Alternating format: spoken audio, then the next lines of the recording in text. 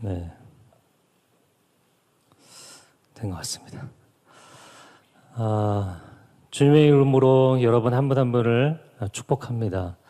정말 한 사람 한 사람에게 하나님께서 주시는 꿈과 비전이 명확하게 심겨지는 그런 저녁이 될 수 있기를 주님의 이름으로 축복합니다. 네, 저는 온누리교회에서 25년 사역하다가 개척한 지 1년 반 됐고요. 경기도에 분당이라는 곳이 있습니다. 분당에 1년 반 전에 1516 교회를 개척했습니다. 네, 숫자로 된 1516인데 사도행전 15장 16절에 내가 후일에 다윗의 무너진 장막을 다시 일으켜 세우리라. 그래서 하나님께서 굉장히 많은 예배 공동체가 있었지만 그 다윗 시대에 하나님을 전심으로 갈망하던 그 예배자들의 공동체, 그 공동체를 이 시대에 회복하고 싶으시다. 그런 비전을 주시는 말씀입니다. 그래서 그 말씀의 기초에서 1516 교회 이름을 정했습니다. 제가 처음 교회 이름을 정하려고 할 때 웬만한 이름은 설칭을 해보니까 다 있더라고요. 네. 도대체 교회 이름을 뭐라고 지어야 되나? 제가 온누리교회에 있을 때 주로 이제 기획 담당을 많이 했기 때문에 뭐 이름을 짓고 워딩을 하는 걸 굉장히 많이 일을 했었는데 이렇게 고민하고 저렇게 고민을 해봐도 뭐 이미 이름들이 다 있고 그리고 좀 요즘 시대의 흐름이 좀 이상한 것도 알게 됐어요. 뭐냐면 어떤 교회 이름은 겸손한 교회. 다른 분들이 아니 그 교회만 겸손하냐. 우리도 겸손하다. 또 많이 들어보셨을 텐데 동네 작은 교회. 만약에 동네 작은 교회가 부흥하면 그 다음엔 동네 큰 교회라고 이름을 바꿔야 되나. 여러분 작은 것이 무조건 선할까요? 아니면 큰 것이 무조건 선할까요? 여러분 교회는 사이즈의 문제가 아니라 하나님의 임재가 관건인 줄로 믿습니다. 동네 작은 교회. 그래서 저는 이런 교회 얘기도 들었어요. 목회를 개척하시면서 20명이 넘으면 안 된다고 못을 박으신 거예요. 그럼 몇 명의 교인이 몇 사람 전도하니까 20명이 넘는 거예요. 여러분 교회가 사이즈의 문제가 아니라는 겁니다. 또 이런 교회도 왔어요. 이름 없는 교회. 노브랜드. 여러분 요즘 왜 교회 이름이 이런 방향으로 갈까? 세상의 교회들이 지탄을 받잖아요. 그러니까 우리 교회는 세상에 해를 끼치지 않습니다. 이런 얘기 하고 싶은 것 같아요. 그래서 이것도 저것도 다 문제가 있고 그냥 하나님의 말씀을 선포하자. 그래서 1516 사도행전 15장 16절인데 그래서 영어권에서 오신 분이 그 교회 타이틀을 보고 15, 16 이렇게 얘기하더라고요. 15, 16 교회. 또 제가 이제 몇 년 안에 미국에도 교회를 개척하려고 하는데 지금 이야기하고 있는 분이 그 사도행전 15장 16절이 아모스 9장 11절 인용한 것이거든요. 그래서 911 철치를 하겠다고. 그건 좀 위험한 생각이다. 저는 교회를 왜 시작했냐면 한국 교회가 계속해서 무너져가는 게 너무나 안타깝고 여러분 팬데믹 기간에 3년 동안 3만 5천 개의 교회가 문을 닫았잖아요. 지금도 계속 진행형입니다. 방금 전에도 목사님들과 이야기 나눴지만 지금 캠퍼스가 대학 캠퍼스가 크리스찬들이 2% 미만입니다. 여러분 전 세계에 우리가 지금 미얀마 지금 선교에 대한 이야기를 했지만 복음화율이 2% 미만인 데를 뭐라고 하는지 아세요? 미전도 종족이라고 불러요. 미전도 종족. 지금 한국의 대학 캠퍼스는 미전도 종족입니다. 중고등학교, 초등학교 미전도 종족입니다. 여러분 이 추세로 가면 대한민국이 큰 어려움을 겪게 될 거예요. 그래서 저는 교회를 하나 개척해서 그 교회를 부흥시키는데 특별한 뜻이 없었기 때문에 교회 개척 운동을 하라는 비전을 하나님 주셨어요. 그래서 저희는 개척한 지 이제 1년 반 됐지만 지금 준비하고 있고 올 연말에 다른 또 하나의 교회를 개척합니다. 저희의 비전은 30개 더 나아가서 300개의 교회를 개척하는 거예요. 여러분 뭐 잘 다니는 커피숍이나 음식점이나 유명한 프랜차이즈가 전국에 세팅하는데 보통 200~300개더라고요. 저는 아무리 생각을 해봐도 세상에 가장 탁월한 콘텐츠는 예수 그리스도의 십자가 복음인 줄로 믿습니다. 아니 이 좋은 콘텐츠를 갖고 왜 300개를 못 세우나, 그런 안타까운 마음이 있어요. 네, 설교를 해야 되는데 오늘 본문 그래서 제가 오늘 다윗의 이야기를 좀 하려고 합니다. 오늘 본문의 말씀 사무엘상 17장 39절에서 49절 본문 말씀을 한번 같이 읽어보겠는데요. 제가 한 절, 여러분이 한 절 읽겠습니다. 다윗이 칼을 군복 위에 차고는 익숙하지 못하므로 시험적으로 걸어보다가 사울에게 말하되 익숙하지 못하니 이것을 입고 가지 못하겠나이다 하고 곧 벗고 손에 막대기를 가지고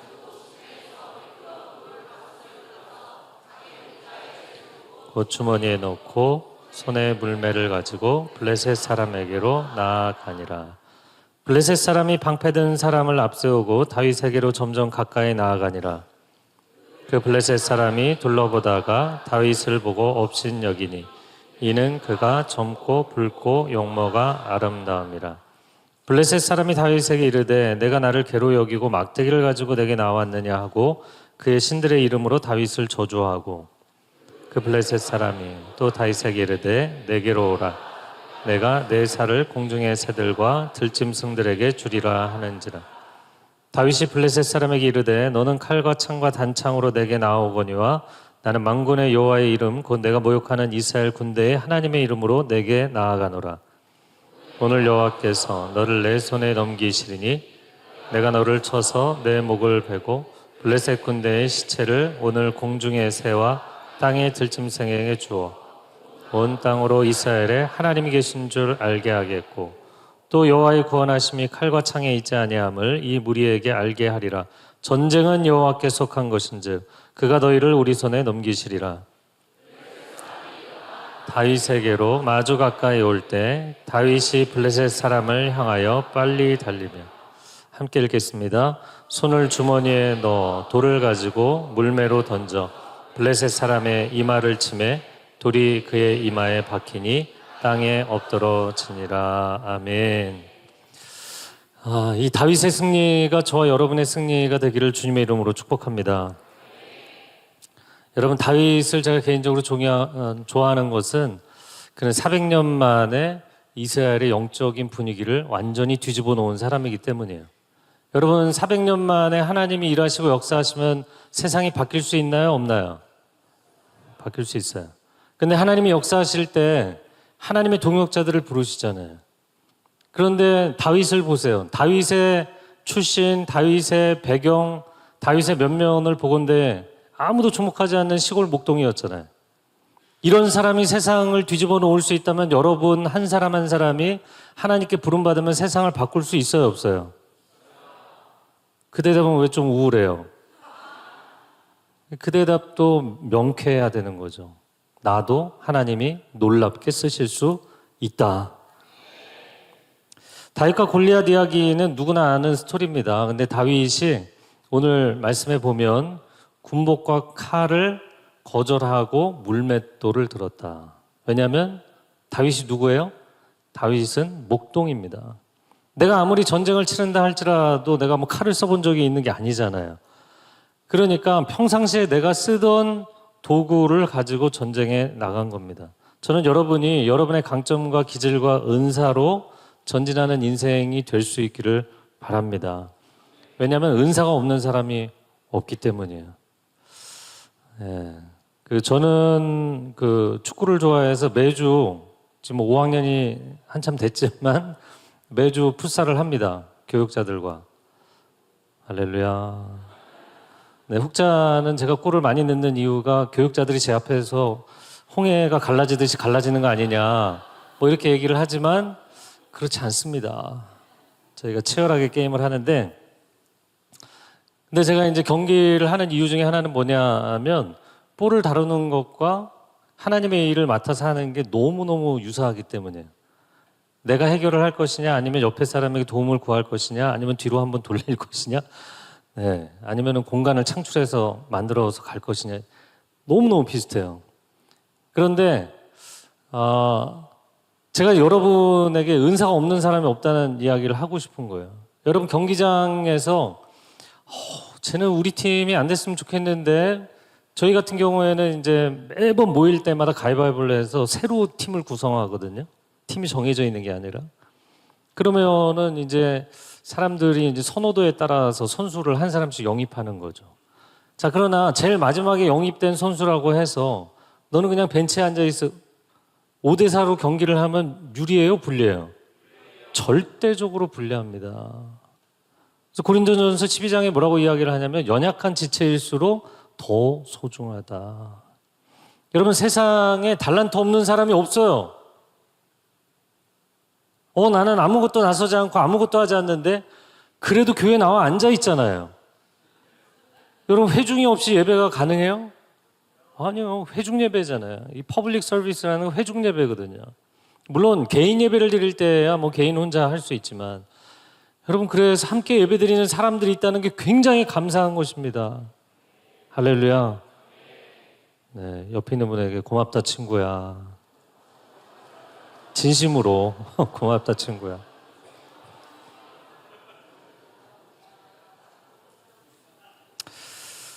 로마서 11장 29절 말씀, 로마서 11장 29절 혹시 띄워주실 수 있나요?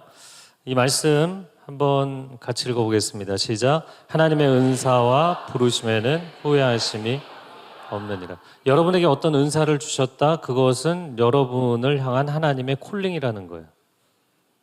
여러분이 어떤 재능이 있잖아요. 타고난 재능, 타고난 기질, 타고난 은사가 있다. 그거는 하나님의 부르심이다. 계획이 없었지만 제 얘기를 조금 먼저 하면 저는 우울질일까요? 다혈질일까요? 다혈질? 네, 우울질이 훨씬 많아요. 압도적으로.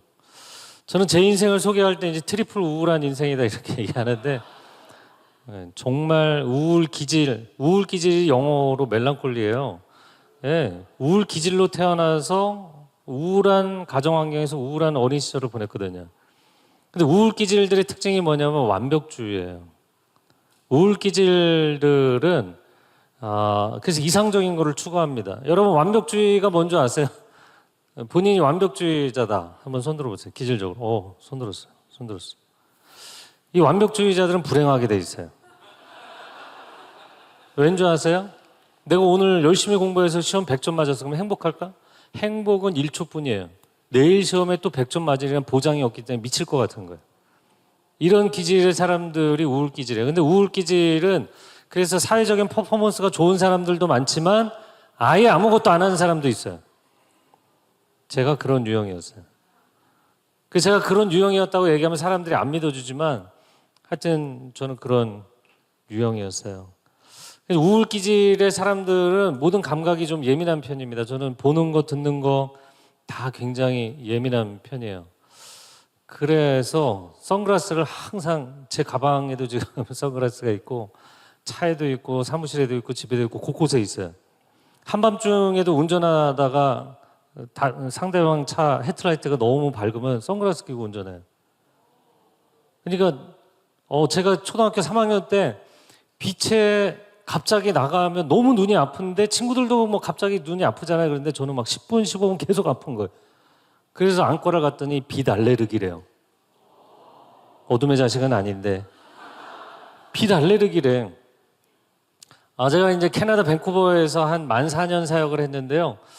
주중 사무실을 저희가 이제 옮겨 다니다가 주중 사무실을 한 차이니즈 캐네디안, 중국계 캐네디안이 하는 카센터 2층의 공간을 빌려서 사무실 했어요. 그러니까 뭐 매연 올라오고 뭐 환경이 굉장히 안 좋았어요. 또 우범지대였는데 근데 여기가 더 끔찍했던 거는 이제 쥐가 나오는 거야, 쥐가. 그래갖고 이제 아주 고전적인 방법으로 뭐 찍찍이도 놓고 그러면 다음날 꼭 한두 마리씩 붙어 있고 쥐도 또 놓고 그러면 다음날 한두 마리씩 이제 잡혀 있고 근데 완전히 사라진 계기가 있어요. 제가 어느 날 보니까 완전히 쥐가 사라졌어요. 이제 평화롭게 사무실에 앉아 있는데 뭔가 굉장히 거슬리는 거예요. 그래서 나와갖고 복도를 지나서 저 끝에 있는 행정실 들어가서 행정목사님 옆에 간사 이게 도대체 뭐니? 그리고 제가 쭈그리고 앉아갖고 그 전원 그 플러그 꽂는 전원이 있잖아요. 전원 앞에 앉아서 이게 도대체 뭐니? 목사님 그거는 쥐들을 쫓아내기 위한 고주파 차단기예요.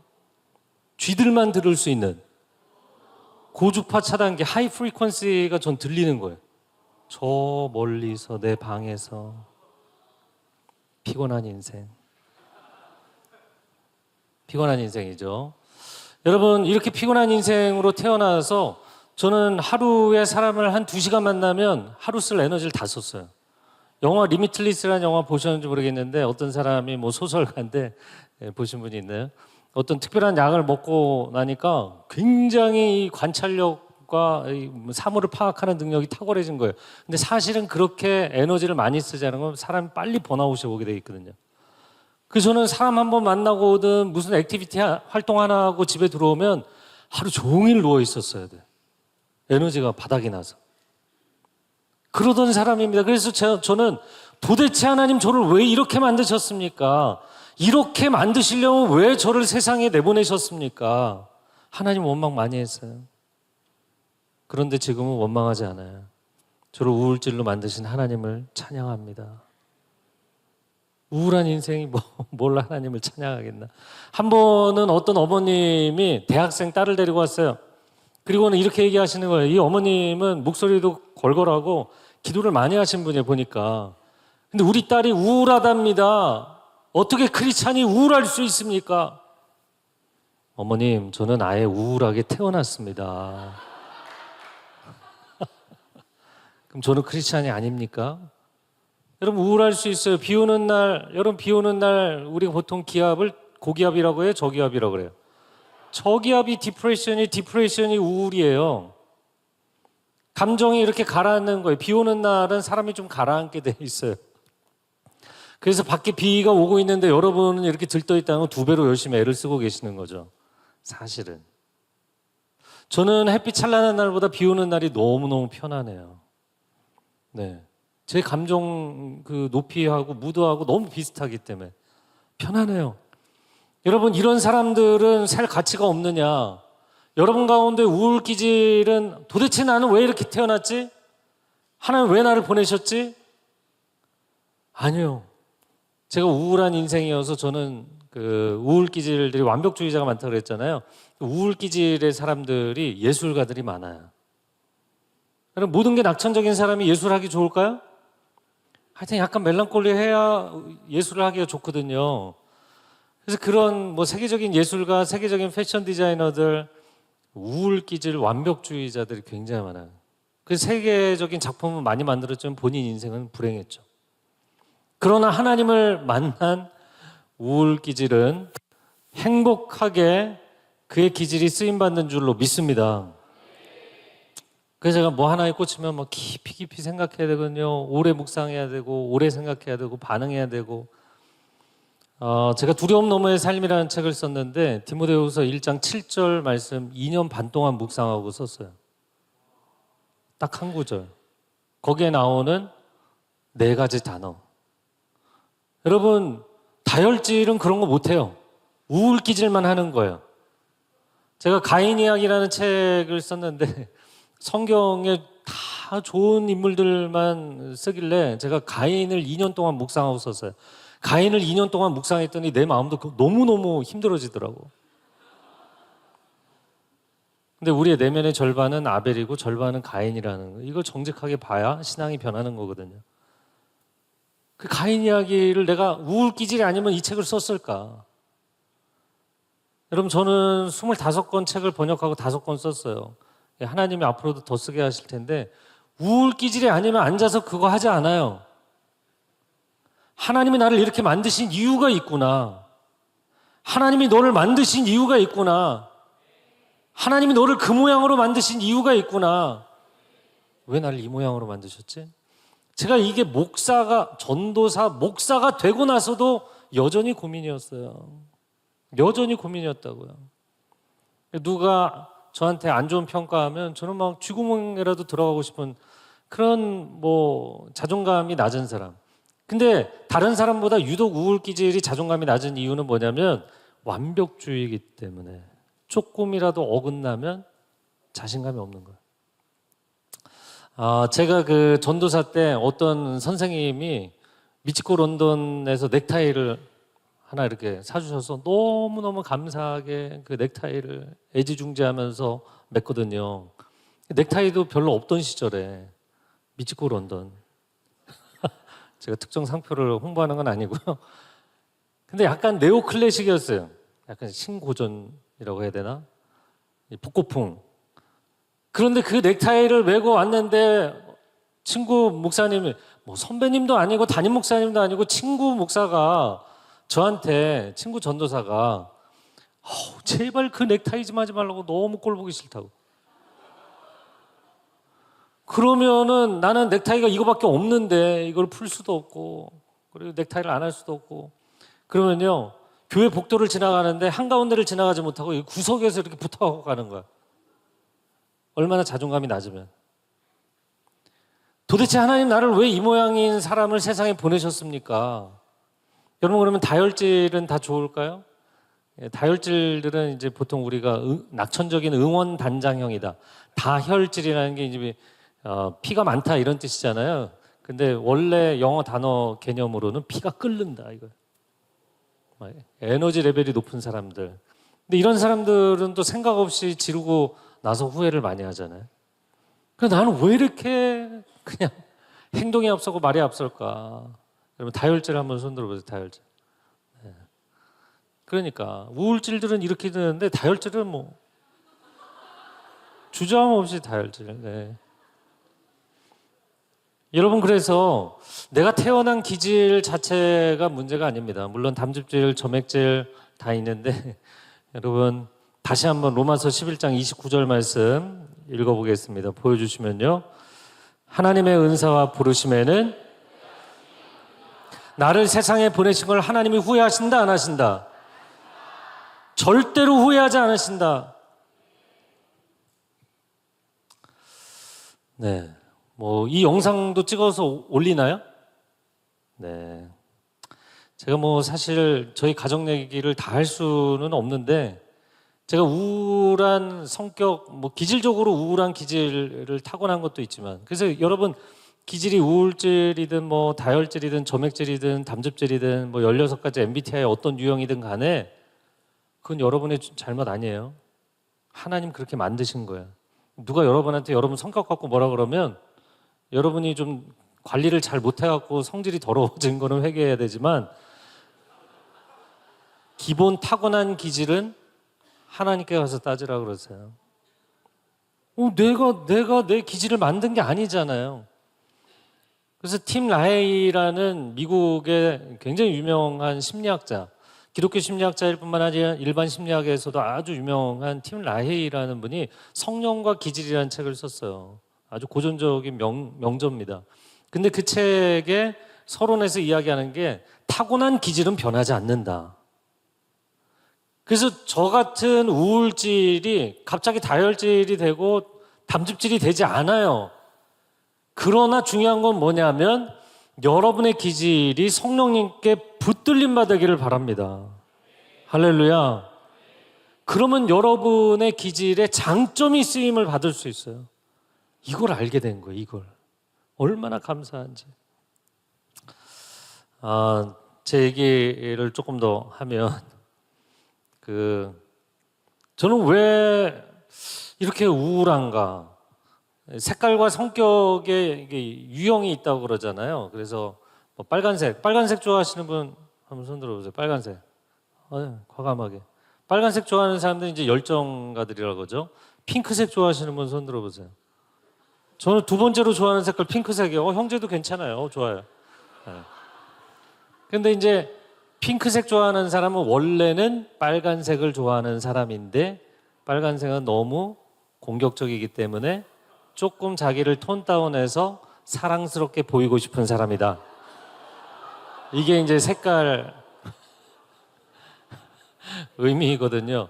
초록색을 좋아하는 사람, 초록색. 네. 초록색 모자 쓰고 있는데 초록색 안 좋아해? 네. 초록색 좋아하는 사람은 이제 평화주의자다. 우리 보통 그렇게 이야기를 하죠.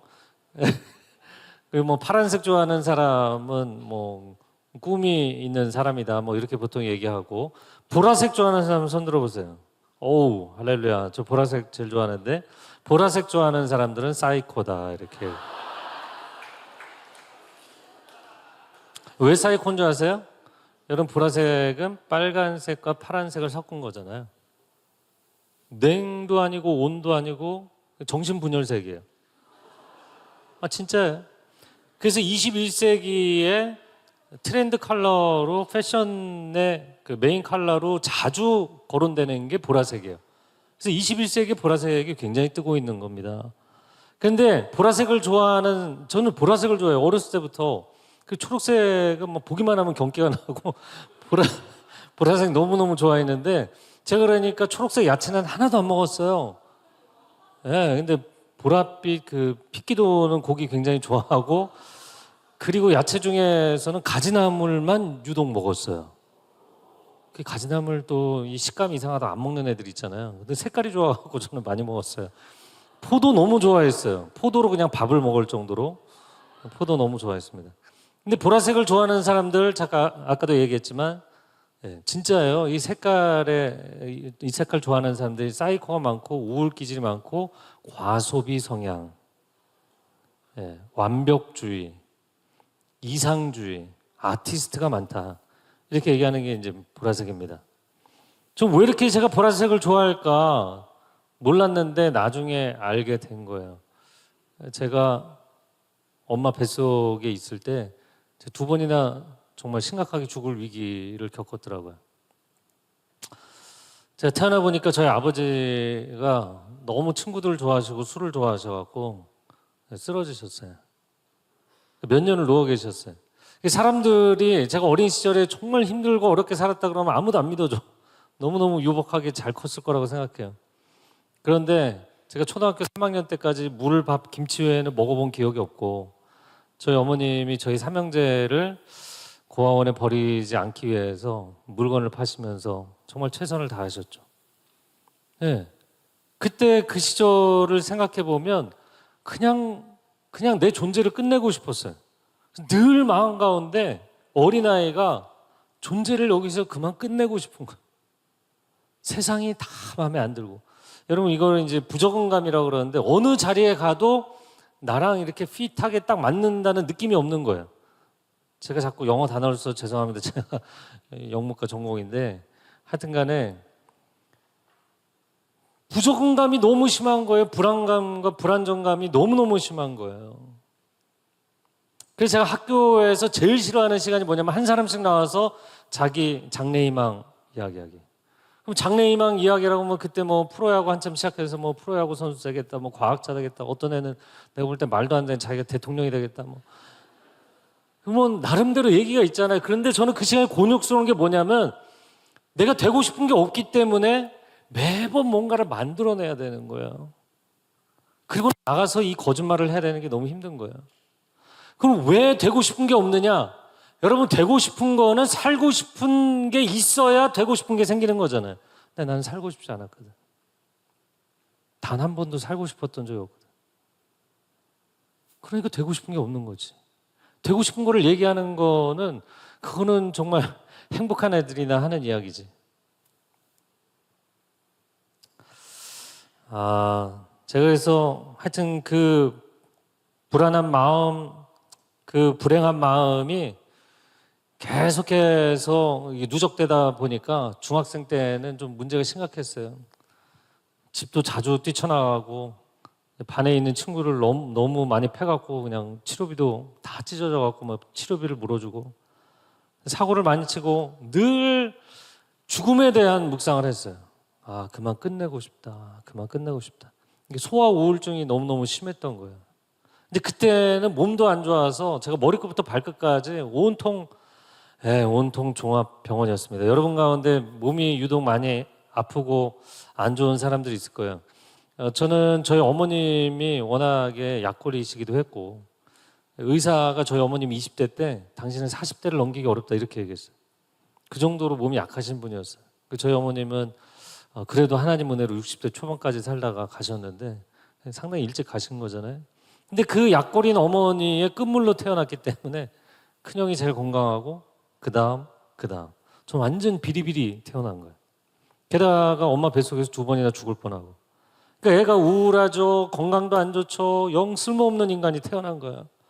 그래갖고 제가 중학생 때는 안 그래도 내면의 이 우울감과 죽음에 대한 묵상이 심각해지니까 머리부터 발끝까지 다 안 좋은 거예요.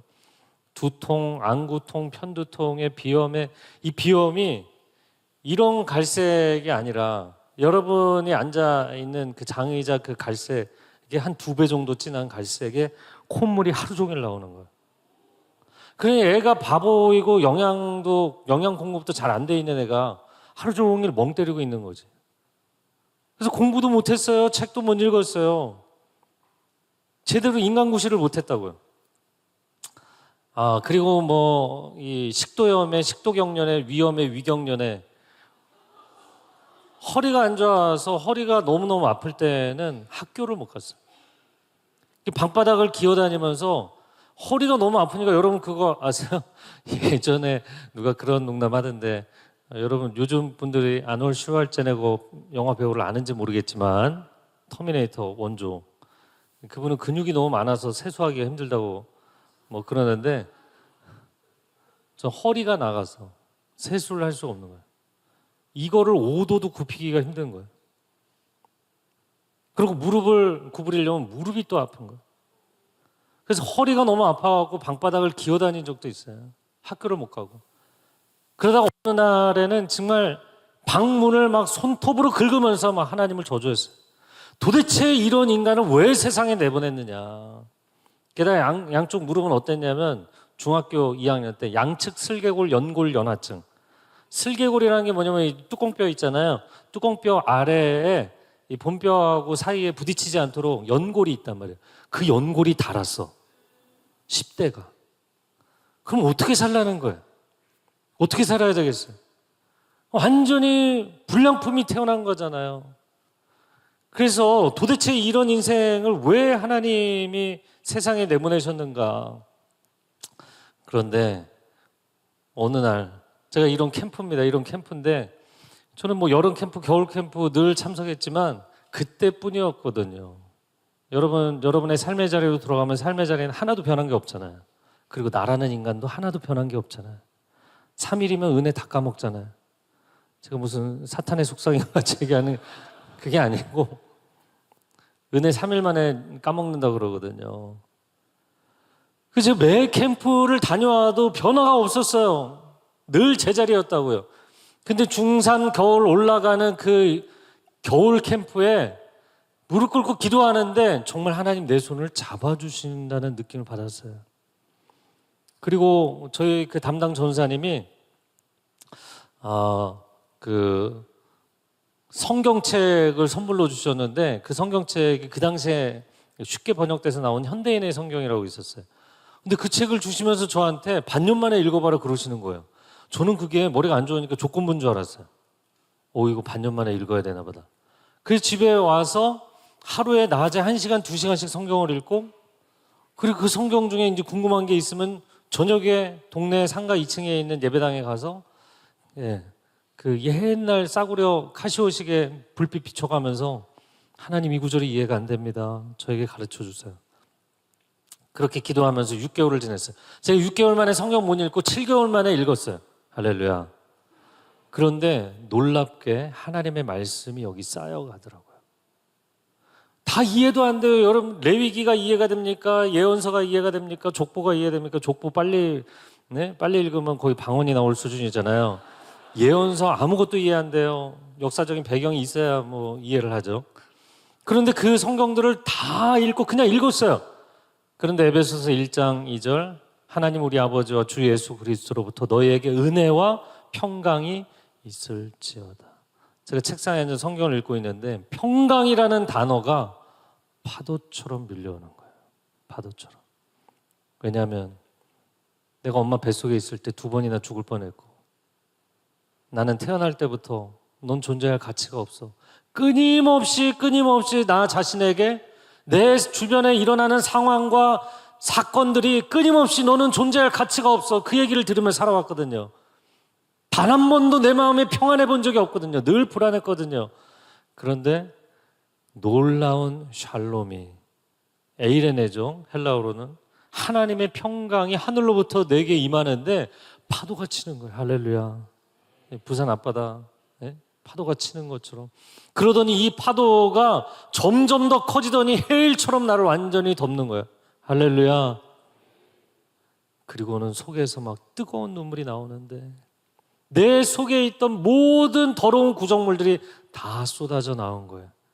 온몸이 뜨거워지면서 정말 말씀을 읽는 가운데 하나님의 음성으로 받아들이게 되고 성령께서 저에게 임재하신 놀라운 사건이었습니다. 그리고 다음날 나왔는데 세상이 달라져 보이는 거예요. 어떻게 달라져 보였냐면, 왜냐면 그 전날까지는 세상이 늘 저에게는 흑백 화면이었거든요. 여러분 흑백 TV 못 보셨죠? 흑백 화면. 그런데 하나님의 말씀이 성령의 역사와 함께 저를 완전히 사로잡으시고 제 안에 있는 더러운 것들, 어두운 것들을 다 쏟아내게 하시고 나니까 제가 다음날 나왔는데 온 세상이 총천연 컬러인 거예요. 할렐루야. 주 하나님 지으신 모든 세계 얼마나 아름다운지. 하나님 저를 살려주신 이 말씀을 전하고 싶습니다. 꿈을 꿀 수 없던 한 어린 소년이 꿈을 꿀 수 있게 된 거예요. 꿈이 생긴 거예요. 나를 살려주신 이 생명의 말씀을 전하며 살아야겠다. 나는 이 말씀을 사람들에게 전해야겠다. 여러분에게도 꿈을 꿀 수 없는 상황에 꿈을 주시는 하나님을 만나기를 축복합니다. 이 저녁에 여러분에게 꿈을 주시는 하나님을 만나기를 축복합니다.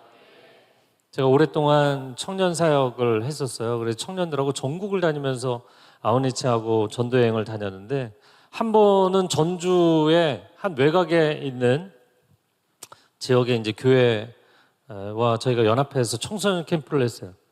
근데 이 청소년 캠프에 온 아이들은 사실 여러분 지방의 이제 도시들을 가다 보면 서울도 그렇지만 외곽 쪽에 아니면 주변 도시들 가운데 역기능적인 가정의 자녀들이 몰려서 사는 지역들이 있어요. 그 교회도 사실 여자 목사님이 그런 아이들, 그런 청소년들을 주로 케어하는 교회였어요. 그래서 홀 부모 자녀, 홀 조부모 자녀. 그러니까 아버지도 어머니도 아이를 케어하지 않겠다고 해서 할아버지나 할머니가 케어하는 자녀. 그런 아이들이 모여 있는 그런 교회였어요. 그래도 그 아이들을 다 초대해서 저희가 좋은 캠프장에서 수련을 했습니다. 마지막 날 저녁 집회 때 찬양을 하고 그리고 제가 설교를 하게 돼 있었는데, 찬양이 다 끝나고 나니까 남자애들이 주르륵 빠져나가더라고요. 여자애들도 몇 명. 쟤들은 왜 나가냐, 이제 내 설교를 해야 되는데 다들 담배를 한 대씩 피고 들어오는 거예요. 예, 그 시간을 참을 수가 없어서 그래서 다시 들어왔어요. 제가 아이들에게 야, 그래도 너희가 꿈을 꿔야 되지 않겠느냐. 그래서 요셉에 대한 이야기를 하면서 하나님의 꿈을 가지라고 얘기해 줬어요. 여러분 가운데 선생님이 나오고, 여러분 가운데 의사도 나오고, 여러분 가운데 간호사도 나오고, 여러분 가운데 과학자도 나오고, 꿈을 꾸십시오. 근데 애들이 별 반응이 없어. 그래서 제가 물어봤어요. 여기 있는 친구들은 본인의 꿈이 뭔지 얘기해 볼래? 아무도 얘기를 안 하는 거야. 손을 들고 좀 얘기해 봐. 그런데 아무도 손을 안 드는 거예요. 왜?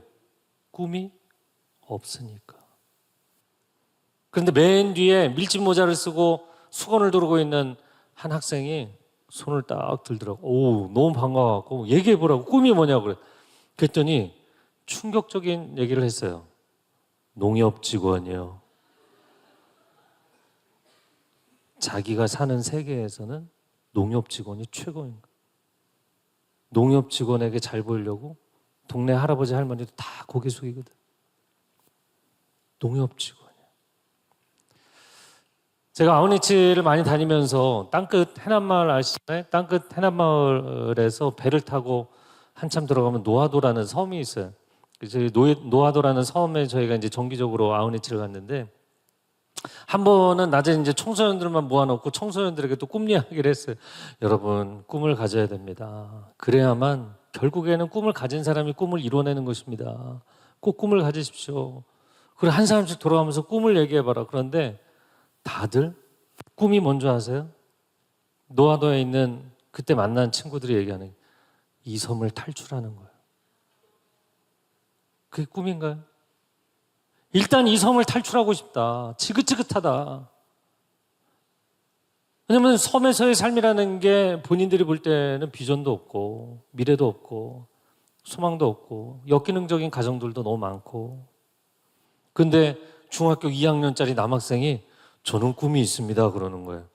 야, 기특하다. 넌 꿈이 뭐니? 저는 빵 굽는 제빵사가 되는 게 꿈입니다. 벌써 그 일을, 그러니까 옆에 있는 친구들이 얘는 벌써 그 일을 하고 있어요. 야, 너 너무 훌륭하다. 어떻게 그런 꿈을 갖게 됐니?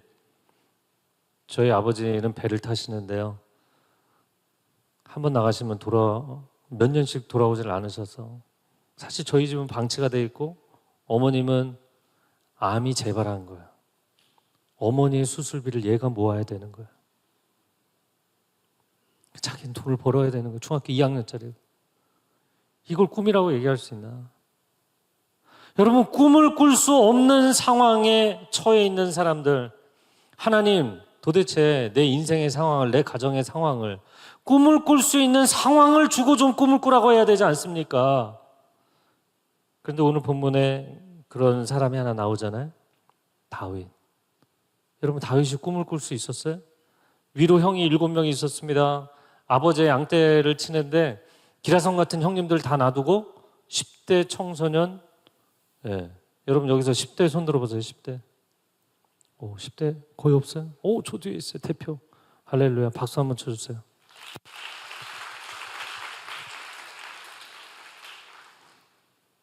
여러분, 10대 중반에 다윗이 양을 친 거예요. 그런데 양을 치다가 곰이 나타나기도 하고 사자가 나타나기도 했다고요. 여러분, 전혀 별 감동이 없으신데 곰이나 사자가 나타나면 다윗이 싸웠어요? 안 싸웠어요? 싸웠다고 돼 있어요. 여러분, 그런데 우리가 구약의 예언서를 읽다 보면 이런 얘기가 나옵니다. 목자가 양을 돌볼 때 어떻게 하냐면 맹수가 오면 양을 잡아먹지 못하게 하는 게 아니라 잡아먹게 놔둡니다. 왠 줄 아세요? 인간은 과욕을 부리지만 동물은 과욕을 부리지 않아요.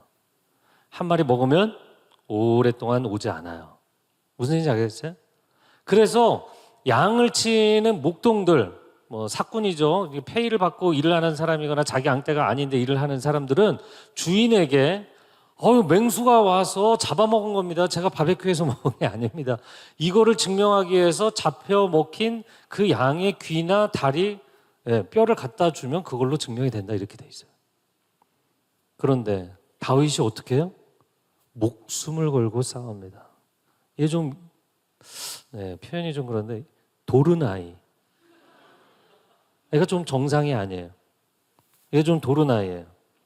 그래서 저는 이 아이의 어떤 측면을 하나님이 보셨을까? 여러분, 블레셋 군대와 맞서 싸운다는 게 정상인가요? 자기 지금 군인도 아니에요. 전쟁터도 처음 나와봤어요.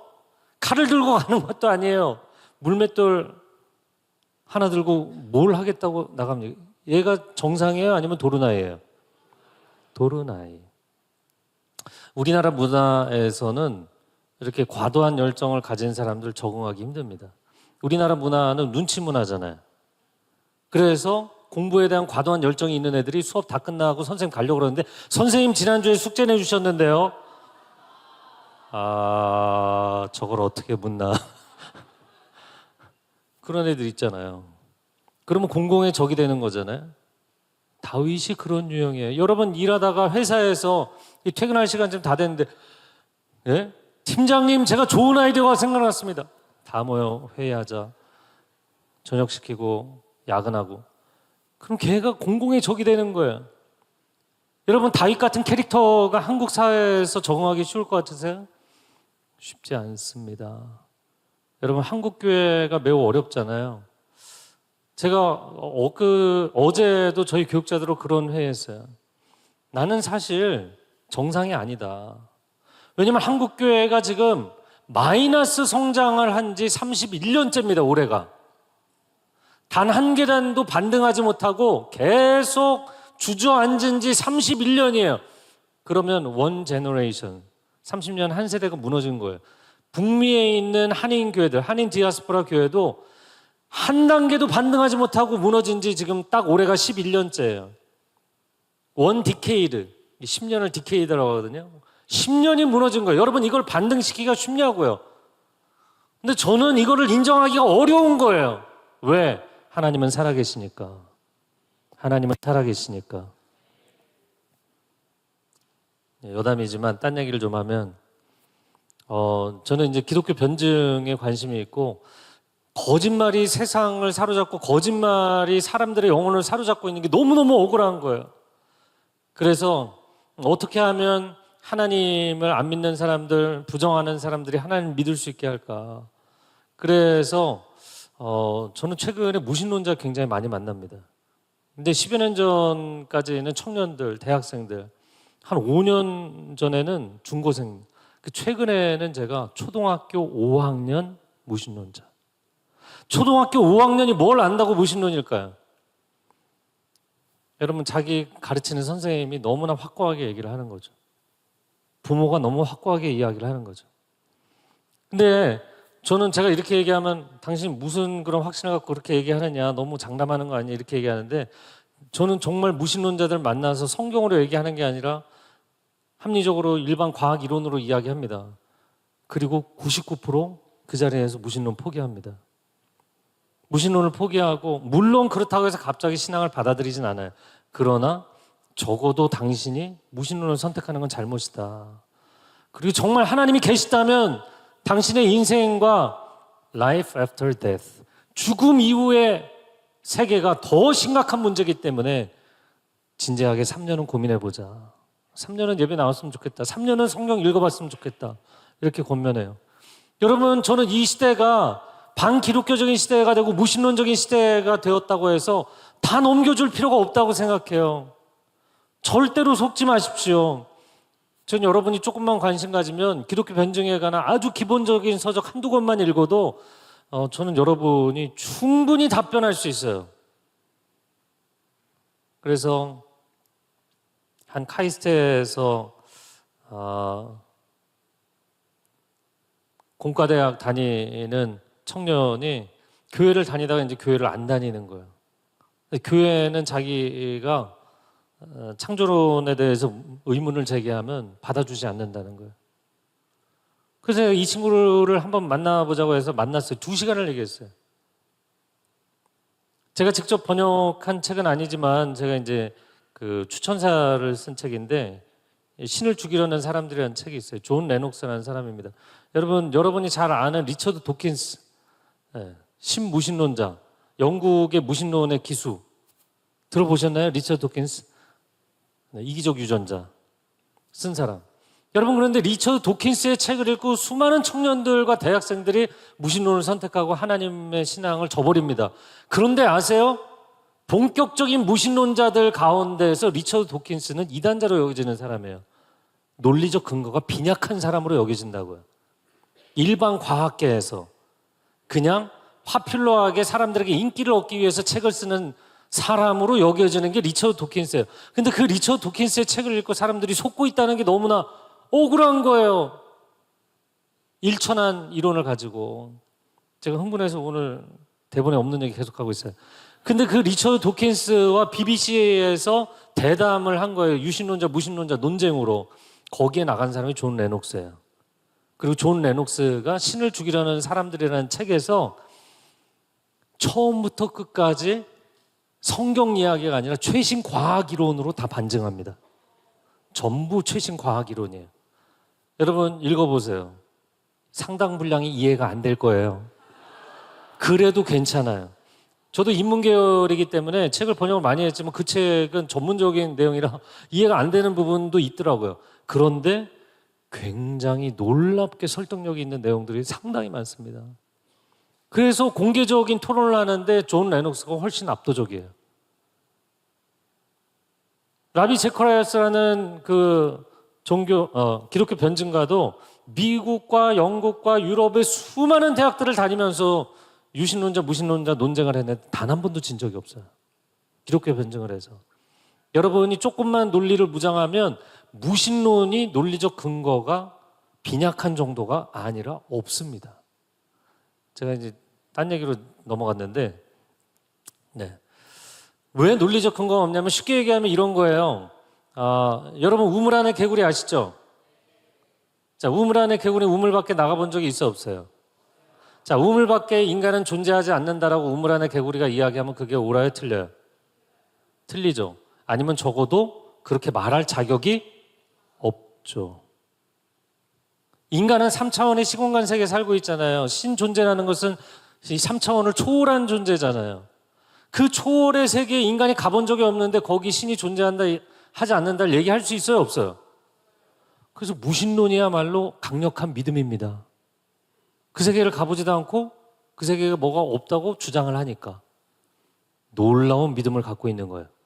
그래서 무신론이 믿음이에요. 무신론은 이론적 근거가 없어요. 여러분 조금만 철학을 공부하고 조금만 과학을 공부하면 그냥 진짜 책 한 권만 보세요. Please. 제발. 왜냐하면 너무나 많은 청년들이 거기 넘어가기 때문이에요. 제가 그 2시간 동안 카이스트 대학생하고 이야기했는데 그래 미안하다. 교회가 너의 의문을 받아주지 않은 건 미안한데 그러면서 본인이 생각하는 진화론에 대해서 창조론에 대해서 제가 조목조목 반박하니까 네 사실은 그거 진화론자들도 그게 난점입니다. 그게 난점입니다. 그거를 증거를 못 찾고 있습니다. 그거는 설명을 못 하고 있습니다. 이런 얘기 계속합니다. 그래서 여러분 절대로 이 시대가 아무리 무신론적인 시대가 되고 반기독교적인 시대가 되었다 할지라도 하나님은 살아계십니다. 하나님은 살아계실 뿐만 아니라 역사하십니다. 이거를 여러분이 먼저 깨닫는 게 중요하고 체험하는 게 중요해요. 할렐루야. 그 중에서 중요한 것은 다윗처럼 꿈을 꿀 수 없는 아이가 꿈을 꾸게 되었다는 것. 저같이 꿈을 꿀 수 없던 아이가 꿈을 꾸게 되었다는 것. 제가 성경을 읽고 제 내면이 변하니까 놀라운 변화가 따라 일어나게 됐어요. 그건 뭐냐면 한 3개월쯤 지났는데요. 제가 어느 순간 욕을 안 하는 거예요. 전 욕을 계속했거든요. 한 문장이 끝나기 전에 꼭 욕을 했어야 됐는데 욕을 더 이상 안 하게 됐어요. 내 안에 성령이 내주하시니까 이게 더럽다는 거를 내 안에서 느끼고 걸러내는 거예요. 그래 한 5개월쯤 지났는데 허리도 안 아파요, 무릎도 안 아파요, 아무 데도 안 아픈 거예요. 하나님이 완전히 치유해 주신 거예요. 여러분 가운데 여러 가지 질병이 있는 분들 많으실 겁니다. 그런데 저를 한번 따라해보세요. 영, 혼, 육. 인간 이제 3분법이잖아요. 육이 너무 힘든 사람들은 혼이 변하면 육이 변합니다. 어떤 사람 계속 스트레스 받잖아요. 예, 소화에 문제가 생겨요, 안 생겨요? 스트레스 계속 받아보세요. 소화 안 됩니다. 얹힙니다. 문제 생깁니다. 예, 잠 안 옵니다. 그리고는 모든 이제 순환계가 다 문제가 생긴다고요. 그래서 여러분의 마음이 평안하면 육신도 평안해져요. 근데 여러분의 마음, 혼이죠. 혼은 이제 마음이라고도 표현할 수 있고 지정의라고 얘기할 수 있는데 여러분의 혼을 다스리는 게 영이에요. 성령 충만할지어다. 하나님의 사람들이여 성령 충만할지어다. 그리고 하나님의 영으로 기록된 하나님의 진리의 말씀으로 충만할지어다. 하나님의 영과 하나님의 진리로 충만해지면 영이 온전해지면 혼이 온전해집니다. 제가 그걸 어떻게 하냐고요? 제가 생각만 많고 뭐 그냥 예민하고 생각은 많은데 아무런 생산성이 없는 머릿속에서 그냥 잔뜩 꼬여있는 거 있잖아요. 실타래처럼 꼬여있는 아무런 생산성이 없이 내가 누구를 만날 때는 뭐 일주일 전부터 만나서 내가 무슨 얘기를 해야 되지 이거 고민하다가 만나고 나서 돌아오면서 내가 그 얘기를 왜 했지 그럼 그걸로 몇 날 며칠 고민하다가 이런 불쌍한 인생이었거든요. 이런 불쌍한 인생. 그런데 성령이 임하시고 하나님의 진리의 말씀이 내 안에 임하니까 생각의 질서가 생기는 거예요. 그리고 생각한 것을 두려워하지 않고 과감하게 실천할 수 있는 의지력이 생기고 여러분 사람의 의지가 망가지면 의지가 약하든지 의지가 악하든지 의지가 약한 사람들이 있잖아요. 의지 박약. 네?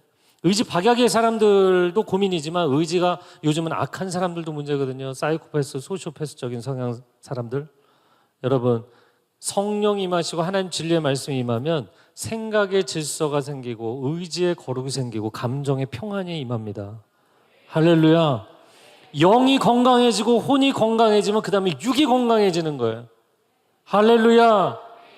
그래서 제가 육신이 건강해진 거예요. 요즘은 너무너무 좋아져갖고 너무 잠을 많이 안 자고 생각해서 문제이긴 하지만 그러나 정말 이제는 하나님이 기뻐하시는 일들을 하면서 얼마나 행복하게 사는지 몰라요. 할렐루야. 우리 하나님을 찬양합니다. 하나님은 여러분을 변화시킬 수 있습니까? 없습니까? 있습니다. 아멘. 여러분, 어떻게 보면 여러분의 존재 자체가 변할 수 있다는 게 가장 중요한 꿈일 수 있다고 생각을 합니다. 그런데 이 다윗이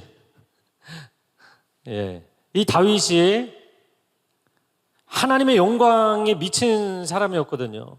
여러분, 골리앗을 왜 나가서 내가 싸우겠다고 한 걸까요? 40일 동안 항우를 벌이면서 이 골리앗이 정말 한 번도 패한 적이 없는 최고의 맹장이잖아요. 그러니까 이 사람이 이스라엘만 모욕하는 게 아니라 이스라엘 사람들이 믿는 하나님을 모욕하거든요. 참을 수가 없는 거야. 어린 소년인데 자기가 못 참으면 어떻게 하겠어. 그런데 나가서 싸우겠다는 목숨 걸고 그리고 나가는 거야.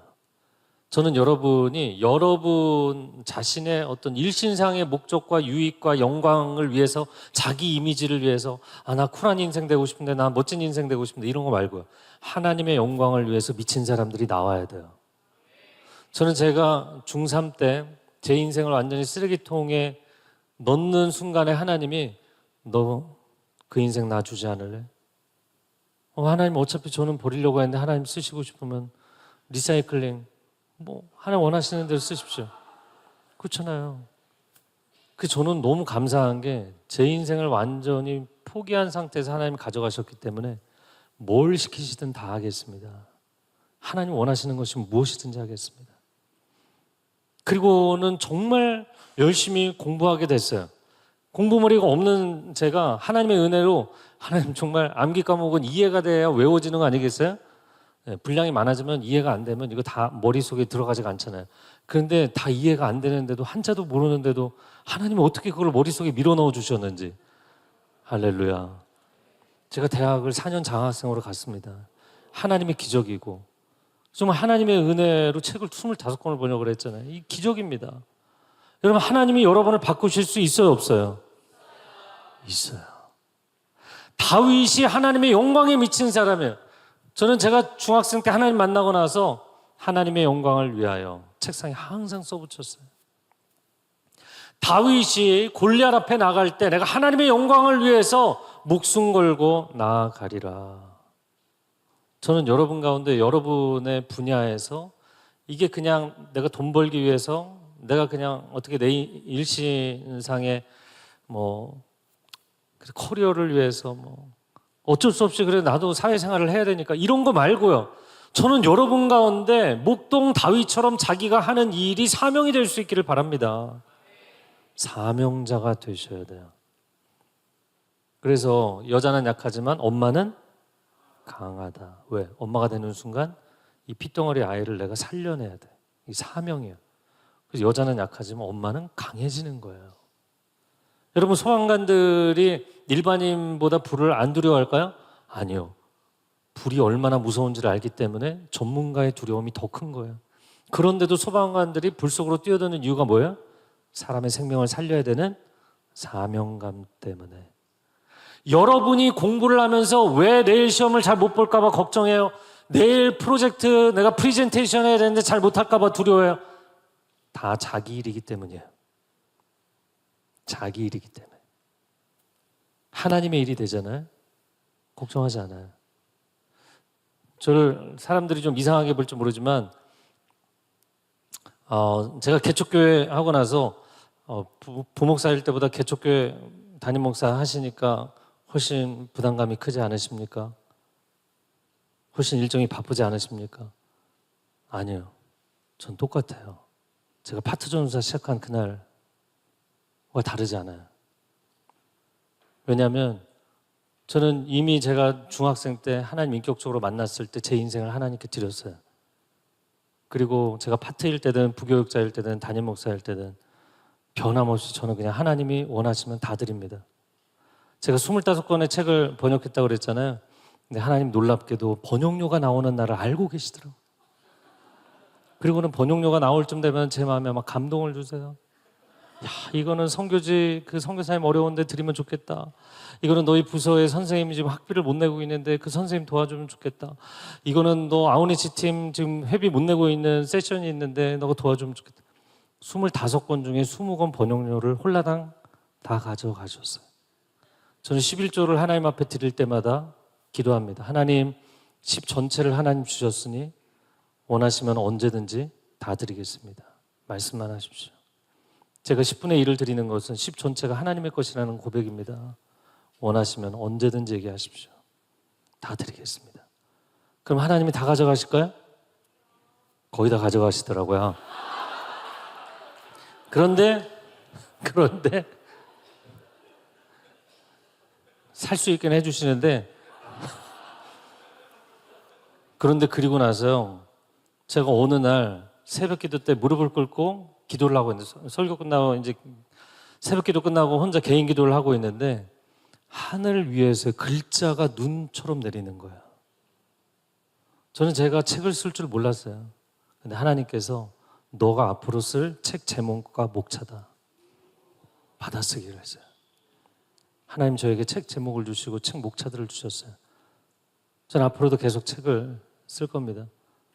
여러분, 하나님이 여러분의 인생이 사명자의 인생이 되면 그 다음에는 두려울 게 없어요. 제가 교회를 개척하면서 이상한 소리일지 모르지만 이 교회 안 되면 하나님 손해지 내 손해인가? 이게 하나님 것이지 내 것이 아니잖아요. 저는 30개의 교회를 넘어서서 300개의 교회를 개척하려고 합니다. 여러분, 사람들이 도대체 무슨 계획으로 근데 저는 제가 온누리교회는 목회자만 수백 명이거든요. 근데 제가 온누리교회에서 30대 초반부터 기획서 쓰는 사람이었어요. 이제 기획에 있어서 일을 철저하게 계획적으로 프로세스와 모든 비전 스테이트먼트, 미션 스테이트먼트, 뭐 코어 밸류, 전략, 맨파워, 파이낸스 어떻게 할 거냐? 이거 기획서 쓰는 건 전문가입니다. 그러나 제가 이 한국교회의 상황을 보니까 교회가 열심을 내면 한 두세 개 교회는 개척할 수 있어요. 교회가 정말 컨텐츠가 좋으면 한 20, 30개 개척할 수 있어요. 그런데 200, 300개는 성령이 역사하셔야만 가능한 거더라고요. 저는 제가 할 수 있는 일을 하고 싶은 게 아닙니다. 하나님이 하시는 일에 하나님 저를 써주실 수만 있다면 한국교회 영적으로 바닥을 치는 이 영적 분위기를 반전시키고 싶습니다. 하나님이 살아계시다는 것을 세상에 보여주고 싶습니다. 여러분 가운데 하나님 영광에 미친 사람들이 나와야 돼요. 제가 캐나다 밴쿠버에 2005년도에 갔어요. 2005년도 9월에 1년 9개월 된 교회를 갔는데 그 교회가 이렇게 분열되어 있는 교회였어요. 그런 줄도 몰랐어요. 저는 30대 초반에 갔는데 제가 인사하고 나서 예배가 끝났는데 이쪽 분들이 와서 저 사람들을 만나지 마라. 저쪽 분들이 와서 이 사람들을 만나지 마라. 교회가 반으로 갈라져 있는 교회였어요. 아, 네, 그러시군요. 저는 사람들의 마음을 제가 어떻게 할 방법이 있는 게 아니라 그냥 목숨 걸고 예배 드리는 거예요. 다음날 새벽 예배 나왔는데 한 17명 나와 있더라고요. 그 당시에 이제 교인이 한 240명이었는데 성인 성도가 목숨 걸고 저는 새벽 예배를 부흥회라고 생각합니다. 그 새벽에 나오는 분들이 정말 귀하거든요. 목숨 걸고 부흥회를 했어요. 그 다음 주에 50명, 그 다음 주에 120명, 그 다음 주에 교회 제가 간 지 한 달 만에 240명 중 220명이 새벽 예배를 나왔어요. 굉장히 어려운 일입니다. 그러니까 220명이 앉아서요.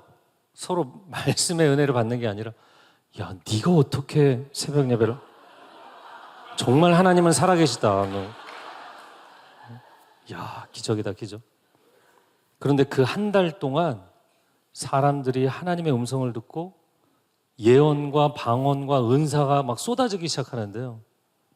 그리고는 한국에서 부모님들이 연락이 오는 거예요. 몇 년째 한국에 못 가서 늘 한국에 계신 부모님, 단 한 번도 교회를 안 따라 나오신, 늘 제사 문제로 싸우게 되는 부모님, 우리 부모님 교회 좀 다녔으면 좋겠는데, 근데 그 한 달 새벽 기도를 하는데요, 부모님이 전화하셔서 얘야, 내가 이번 주부터 교회를 다니기로 했다.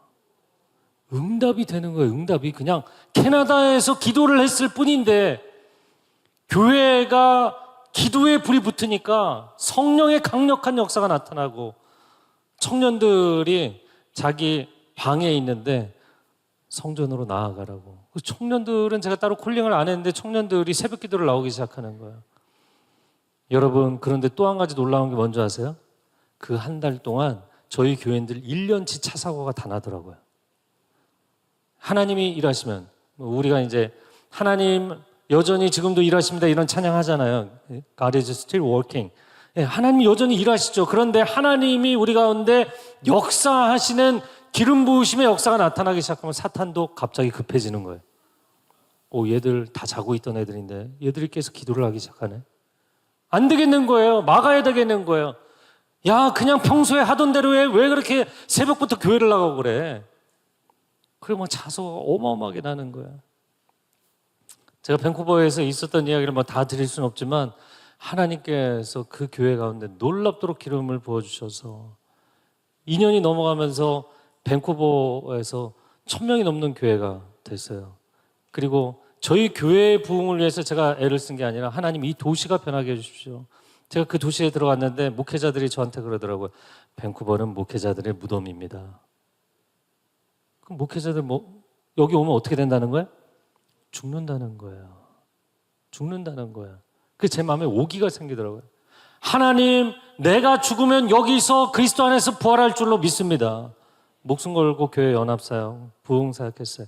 그리고 찾아다니면서 목사님들한테 하나님 이 땅에 부흥을 주실 겁니다. 그건 하나님이 하시는 거지 당신이 하는 게 아니지 않냐.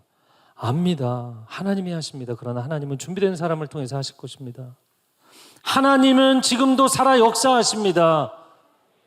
그러나 다윗과 같이 이 상황을, 현실을 그대로 받아들이지 않고 하나님의 영적 현실을 이 땅에 초대하기를 원하는 사람들, 그런 미친 사람들이 나와야 돼요. 저는 다윗이 도른 사람이라고 생각해요. 저도 정상은 아니에요. 왜냐하면 캐나다 밴쿠버는 북미의 Great Awakening Movement, 북미 기독교 역사에서 대각성 운동이라고 하는 어마어마한 부흥의 바람이 2차례를 지나가는 동안 마지막까지 부흥의 불이 안 붙었던 곳, 밴쿠버예요. 오늘날 동성애자들의 천국이라고 불리고, 미국에서 보더라인을 넘어서 마약이 들어와서 총기 사고가 급증하고 어린아이들이 계속 실종되고 사라지는데 사탄교회 문제라고 여겨지는, 추정되는 엄청 심각한 동네입니다. 환경은 좋지만. 그런데 그 땅에서 하나님께서 예배하고 또 예배하는데 이 땅에 3,000명의 예배자가 모여서 하나님을 예배할 것이다. 저는 기도 인도를, 회중 기도 인도하는데 하나님이 제 마음 가운데 감동으로 깨우쳐 주셨어요. 그래서 제가 이 땅에 3,000명이 모여서 예배할 겁니다. 그랬더니 어떤 분들이 오셔갖고 당신이 여기를 몰라서 그런다.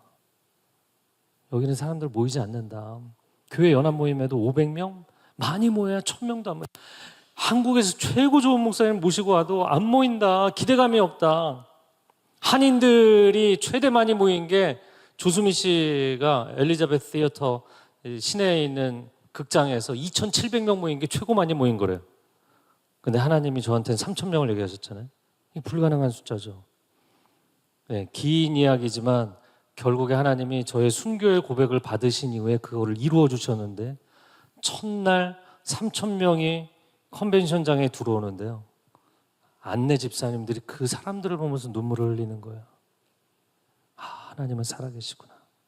마지막 날 4,000명이 들어오는데 사람들이 정말 눈물을 흘리기 시작하더라고요. 여러분, 하나님은 지금도 살아 역사하시는 하나님이신 줄로 믿습니다. 아멘. 아멘. 여러분, 그러면 여러분 가운데 나를 위해서가 아니라 하나님을 위한 꿈을 꿀 수 있게 해주십시오.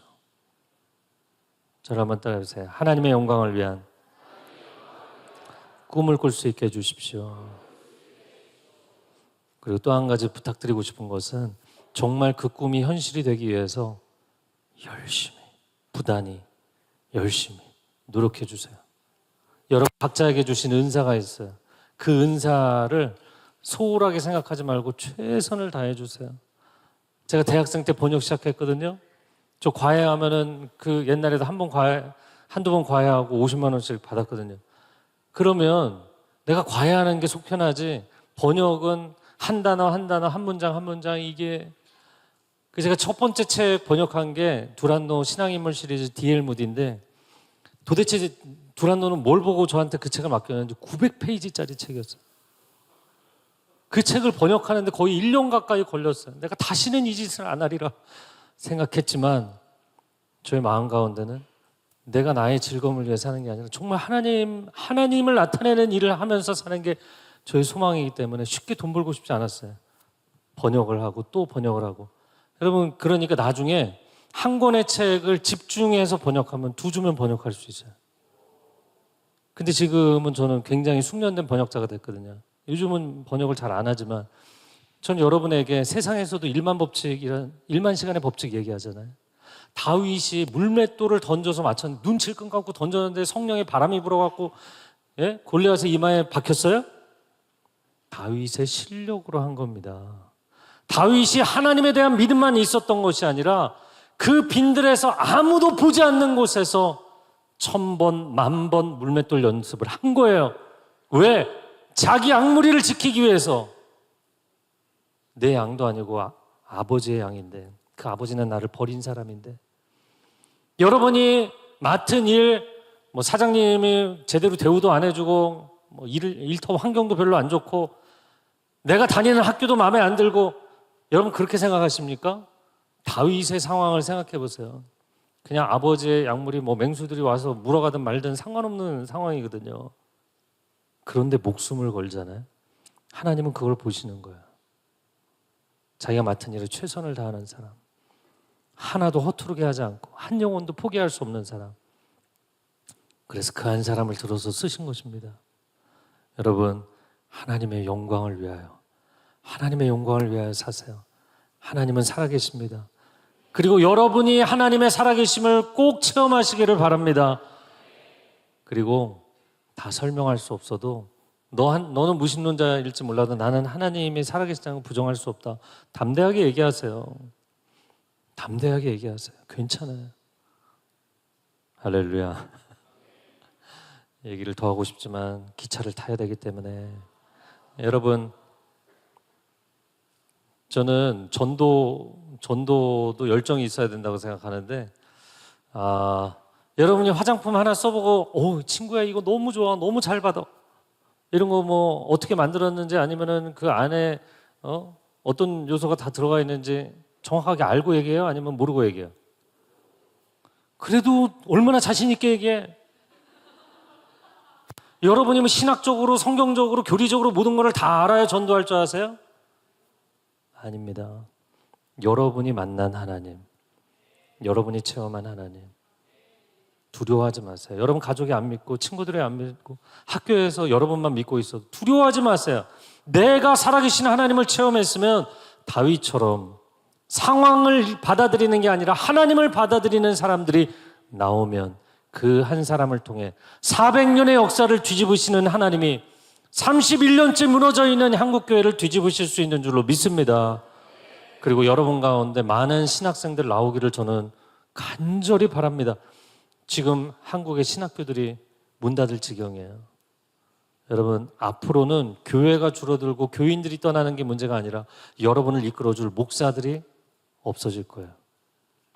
더 이상 신학교를 가지 않기 때문에 전 여러분 가운데 정말 열심히 신앙생활하고 열심히 자기 일을 하고 열심히 공부한 사람들, 가장 헌신적인 사람들이 신학교 가시기 바랍니다.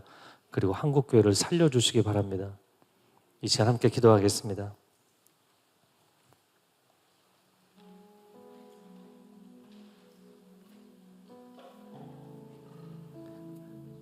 하나님,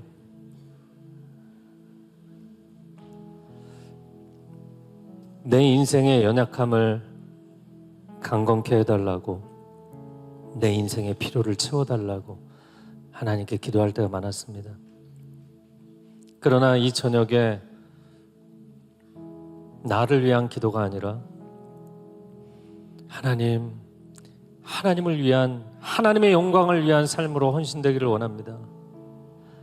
하나님, 세상의 수많은 사람들이 단 한 번뿐인 인생을 세상의 눈치 보고 세상의 기준에 맞춰 살려고 애를 쓰는데, 누가 하나님을 위해 헌신할 것인가? 누가 하나님의 영광을 위해 헌신할 것인가? 단 한 사람의 다윗만 있어도 하나님은 세상을 바꾸실 수 있는 줄로 믿습니다. 단 한 사람의 다윗과 같은 예배자만 있어도, 꿈꾸는 예배자 다윗 한 사람만 있어도 하나님은 한국교회를 반전시키실 수 있는 줄로 믿습니다. 여러분 가운데 그렇게 하나님의 꿈을 꾸고자 소망하는 사람들 자리에서 일어나서 기도하시기 바랍니다. 여러분, 다른 사람 신경 쓰지 마시고요. 오늘 여러분 콜링합니다. 여러분의 헌신의 기도를 여러분도 기억하고 하나님도 기억하실 것입니다. 여러분 가운데 정말 하나님, 이 반기독교적이고 무신론적인 시대 가운데 하나님이 살아계시다는 것을 부정하는 시대 가운데 하나님은 내 인생에 살아계시고 하나님은 우리의 시대에 여전히 살아서 일하시고 역사하시는 분이시라는 것을 보여줄 수 있는 삶이 되게 하여 주옵소서. 그냥 세상적으로 화려한 인생, 성공한 인생이 아니라 하나님이 나와 함께 하시는 것을 보여주는 인생이 되게 하여 주옵소서. 그러한 소망이 있는 분들 단으로 올라오셔서 기도하시기 바랍니다. 단으로 올라오셔서 기도하시기 바랍니다. 다른 사람 신경 쓰지 마세요. 여러분 개인의 헌신입니다. 단으로 올라오셔서 무릎 꿇고 기도하시고, 앞에도 계단에도 무릎 꿇고 기도하시기 바랍니다. 하나님, 우리가 다윗과 같이 하나님 나라를 구하며 나아갑니다. 하늘에 계신 우리 아버지, 아버지의 이름이 거룩히 여김을 받으시기를 원합니다. 주의 이름이 땅에 떨어지는 것이 아니라 영광을 받으시기를 원합니다. 아버지의 나라가 이 시대 가운데 임하기를 원합니다. 아버지의 뜻이 하늘에서처럼 땅에서도 이루어지기를 원합니다. 나라와 권세와 영광이 영원토록 아버지의 것인 줄로 믿습니다. 하나님의 백성들이 깨어 일어날지어다. 이 시간 두 손을 들고 주여 삼창하고 통성으로 기도하겠습니다. 주여, 주여.